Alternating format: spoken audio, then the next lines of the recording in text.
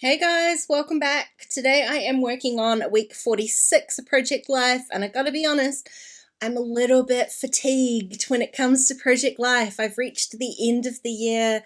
I've still got a considerable few weeks to go, and I just want to make things like as easy as possible on myself. So I'm going to keep things really simple this week. What I've grabbed here is one of my Citrus Twist mega kits. If you haven't seen me put a mega kit together before, I'm going to link a video up here for you. But basically, I just take all of my old kits, remove anything that I'm not going to use, and put them together into one kit. Now, I've had a few of these kind of mega kits lying around that I've used various amounts of. And this is actually, I went through the same process with those mega kits and combined it into one. So I can't tell you how many actual kits are in here. I know there's 3 mega kits in here, so that's a lot of months worth of kits in here. So there is a lot of stuff to go through. You can see it takes me a little bit longer to go through the cards and the papers and whatnot when I have so much to choose from. So it's a little bit backwards, like it does take me a little bit longer, but I kind of like having a few more options than what I had in these kits on their own. So basically I've been looking through the 4x6 cards / papers and the 3x4s, and I've sort of come up with 2 options. So I can go for a kind of more colourful look or a more sort of neutral look. And in the end, I know, shock horror, I kind of decided to go for the light and bright and kind of more neutral look. It's just a little bit less overwhelming. I'm sort of figuring that I'm going to have to do less to it to kind of balance things out. It's going to be a little bit simpler with the embellishment, and I'm only going to do a little bit of kind of journaling on here, so it should be a little bit easier, and just not going to have to try to fix all of those colors, especially because like half of my photos are sort of plain and light, and the other half are chock full of blue color. So there's a little bit of a balancing act to go on.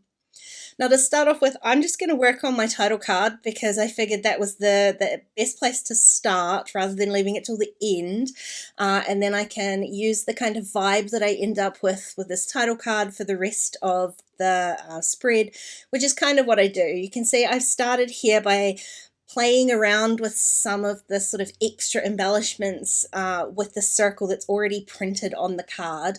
One of the things that I have done is, because I've combined so many packs of die cuts into this one kit, I have split up those die cuts into kind of categories. So I've got florals, I've got labels, I've got little word die cuts, and then just the rest of them. So I did pull out the florals thinking that I would add some extra florals onto the cards, but I was kind of struggling. I was like already making things hard for myself choosing to do that, because none of those actual floral die cuts really kind of matched the florals that were on the printed card, and so it was like trying to work out how I could match them, how I could make them work together, until I decided, hey, just let's chill. We're trying to make it easy on ourselves, not harder. So I'm literally just going with what's printed on the card. I'm adding my label and I'm adding my title. Now, one of the things with these kits, there's not a whole lot of ease in them. I use a lot of ease. This was kind of the perfect opportunity to ignore the ease for a while, because the sort of placement that I've got for my title on this title card is pretty small. It wouldn't have fit in there with the ease. I did have one E left in this kind of blue puffy sticker font, but I decided just to skip the E's. I'm just doing abbreviations. I've got a WK in there, and I'm going to use, like I said, I'm going to use this sort of title card as a jumping off point. So I've added blue things to it. So I've got this really light white base, and I'm going to do my best to kind of add a few little touches of blue to pull in all of the blues. There's a lot of different blues in the photos that I've got. Now, the other thing that I'm going to do, which I'm working on at the moment, is just sort of, at the moment I've got a whole lot of square shapes going on, but I've got this very large circle in the title card, so I kind of want to bring a few more circles into here. I'm going to do that with some of the chipboard stickers, because I do have a few sheets of chipboard stickers in here, and just about all of them have a few little circles on them. So I'm not going to go overboard. I'm not going to add too many. I want to add 2 so that I have that kind of rule of 3, including the one that is on my title card. So this first one, it doesn't actually have any kind of like sentiment on it. It's just like a knife and fork, a dinner setting. So I'm going to add that onto my little photo of food here. Like literally half of this spread is about kind of one event in my week. We had a Tiger King season 2 watch party, and so like the whole right hand side of my spread is about that. So that's what my journaling is going to be about. So I don't need to add like too much in the way of kind of embellishment or words or anything like that.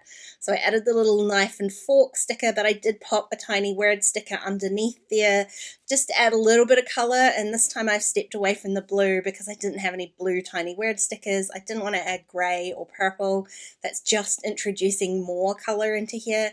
So I went with pink, and it was actually kind of the perfect sentiment for my little party.